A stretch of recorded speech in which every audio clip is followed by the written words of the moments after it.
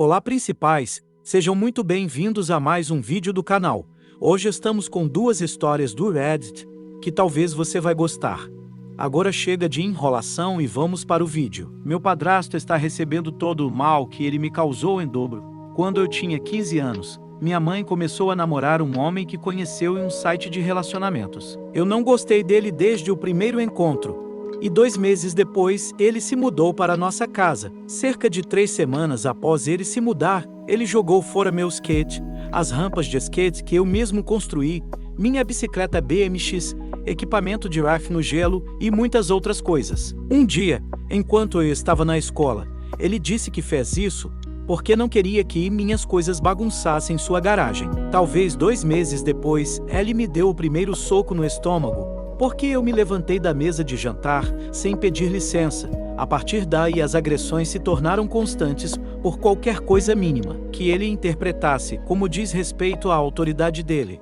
Um dia ele decidiu levar minha extensa coleção de cartas Pokémon, minha extensa coleção de quadrinhos, Game Boy PS2 com todos os jogos, além da minha coleção de livros de fantasia e ficção científica.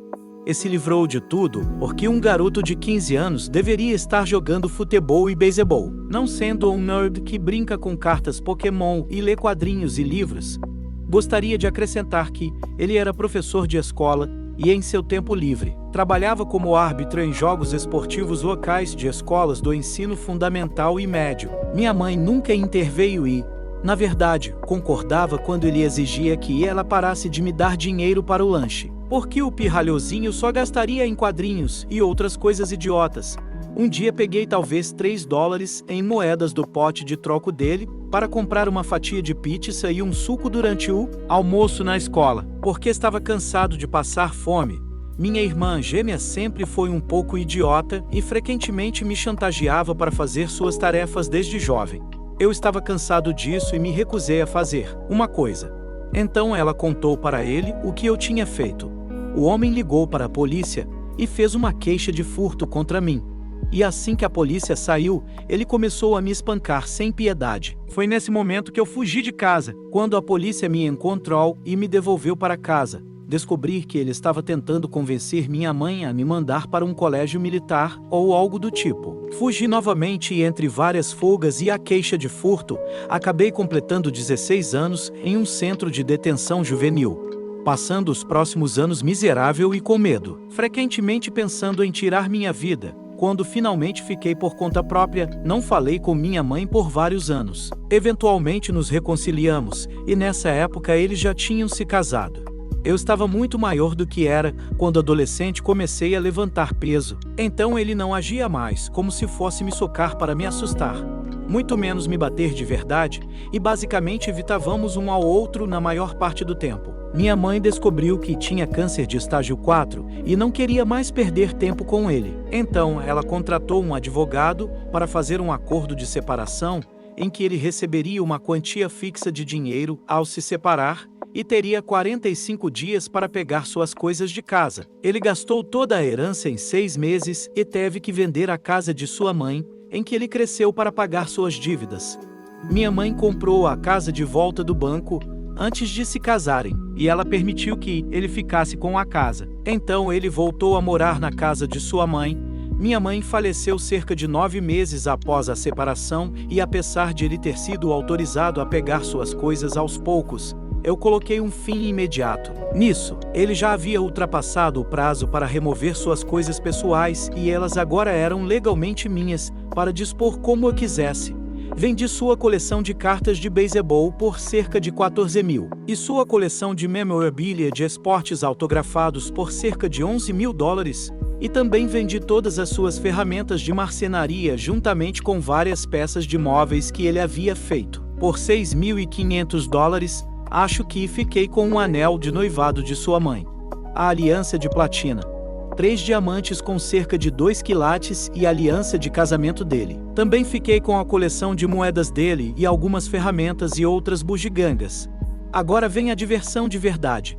Cerca de um mês atrás, finalmente eu o encontrei no supermercado. Enquanto ele estava saindo, me aproximei dele.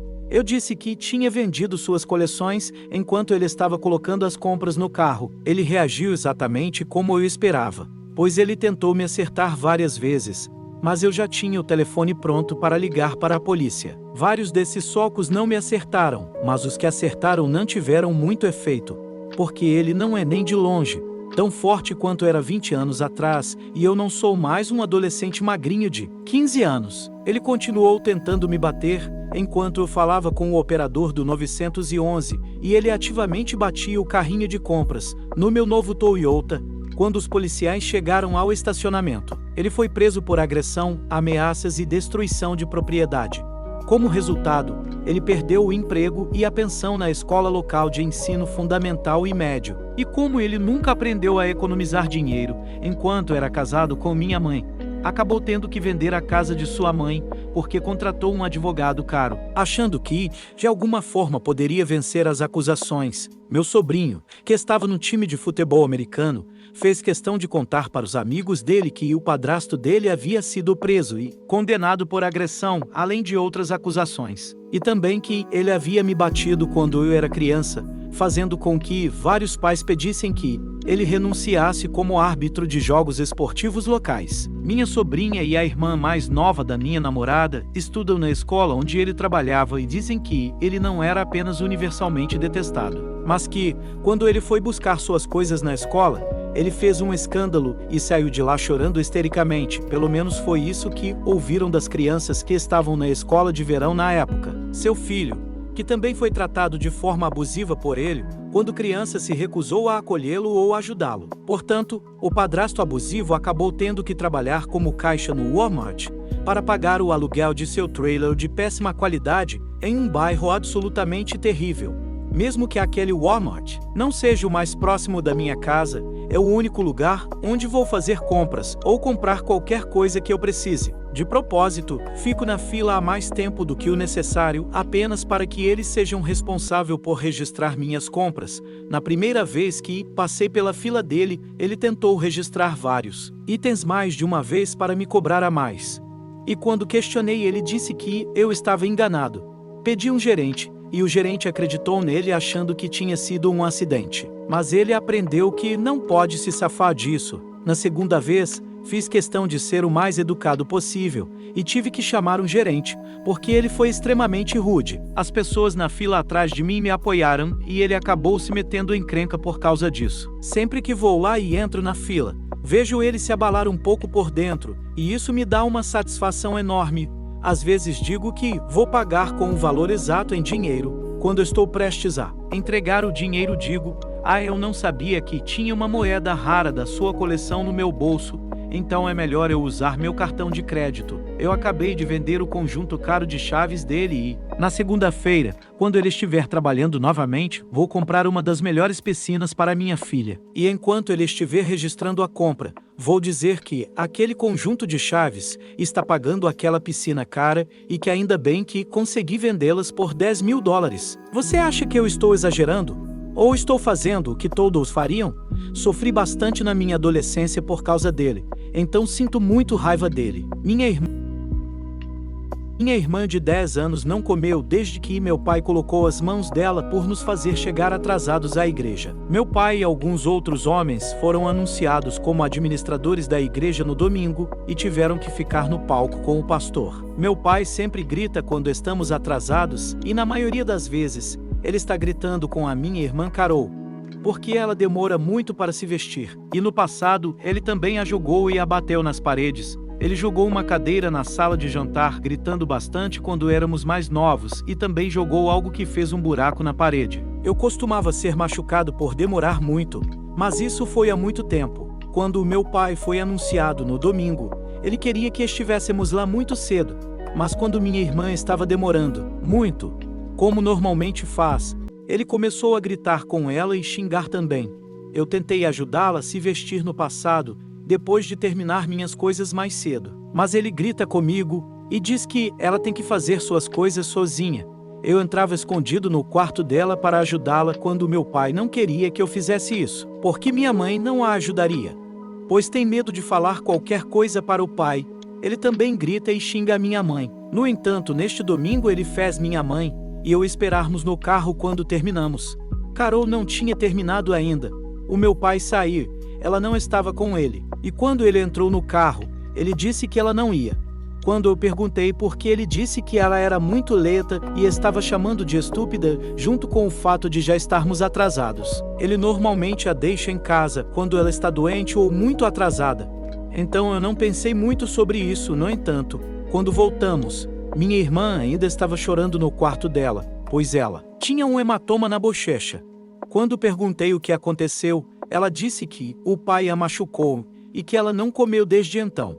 Agora é terça-feira e ela se recusa a comer conosco. E quando contei para a mãe o que aconteceu, ela viu por si mesma e disse que iria conversar com o pai, mas isso foi no domingo e acho que ela não teve coragem. Quando tentei falar com ele, ele me disse para cuidar da minha vida, pois eu era pior que minha irmã na idade dela. Disse a ele que ele não estava certo, e ele simplesmente gritou comigo e me deu um tapão, e minha mãe viu e não fez nada. Minha irmã também não foi para a escola nos últimos dias, porque minha mãe disse a eles que ela não estava se sentindo bem, mas na verdade não podem ver o machucado no rosto dela.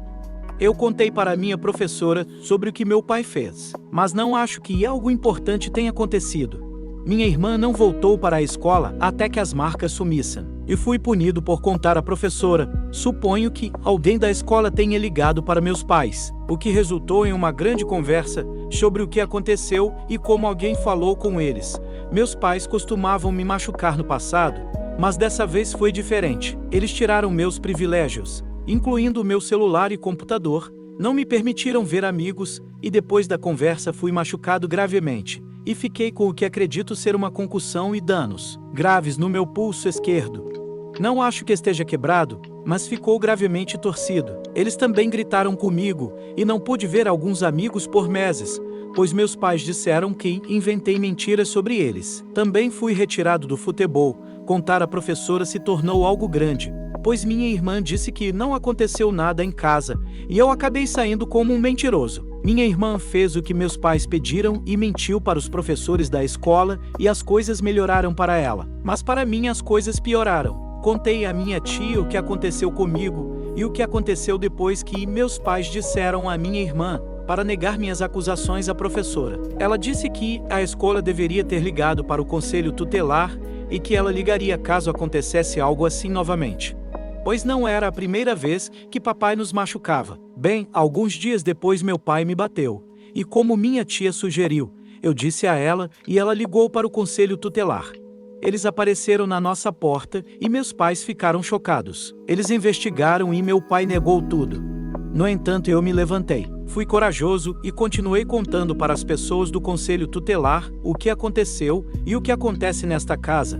Meu pai continuou negando, mas foi minha mãe que cedeu, pois ela é mais fraca. Mentalmente não consegue inventar tantas mentiras quanto o papai. O conselho tutelar então levou minha irmã e eu para a casa da nossa tia imediatamente, pois suspeitavam que nos deixar lá resultaria em danos para nós.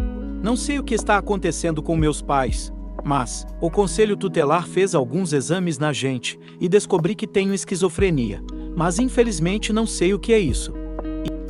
E esse foi o vídeo de hoje. Eu agradeço muito por você ter assistido até aqui. Comente o que você achou dessa história ou o que faria no lugar deles. Tchau, e até o próximo vídeo.